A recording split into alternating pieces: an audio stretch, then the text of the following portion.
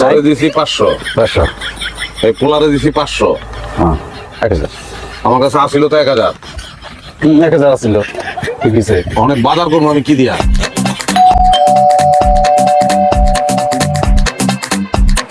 বাজার কোথায়? হ্যাঁ ও মা, এটা কিভাবে হলো? হ্যাঁ কি হয়েছে? আমার ছিনতাইকারী ছিনতাইকারী আমাকে ধরেছে, মেরেছে এবং বাজার নিয়ে গেছে। ছিনতাইকারী বাজার কেন নিয়ে যাবে টাকা না নিয়ে? নিয়ে যাবে টাকা, হ্যাঁ টাকাই নিয়েছে। মানে আমি নার্ভাস, সেই কারণে আমি সব বলছি। মানে টাকা মানেই তো বাজার, মানে আগে টাকা নিয়ে গেছে। কিন্তু তোমার পোশাক দেখে তো মনে হচ্ছে না যে তোমাকে ছিনতাইকারী ধরেছে। ছিনতাইকারী বাবা, কি আশ্চর্য। আমি বলি কি বাবা, ওই ছিনতাইকারী বলো বাবা। ছিনতাইকারী বলতে গেলে ছ্যাপ থুতু বেরিয়ে যায়। এই তুমি চুপ করো বাবা, ঠিক করে বলো। মানে তোমার পোশাক দেখে মনে হচ্ছে না যে তোমাকে ছিনতাইকারী ধরেছিল।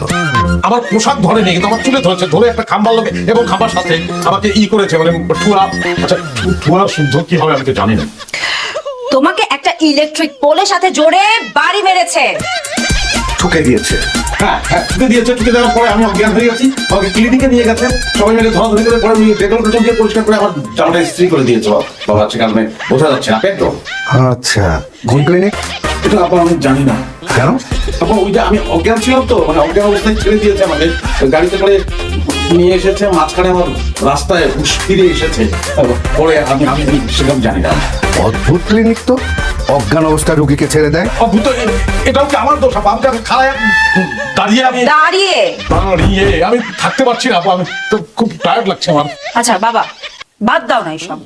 বেচারা এমনি খুব বাজে একটা সিচুয়েশনে পড়েছিল। তুমি যাও, ঘরে যাও, গিয়ে আরাম করো, যাও।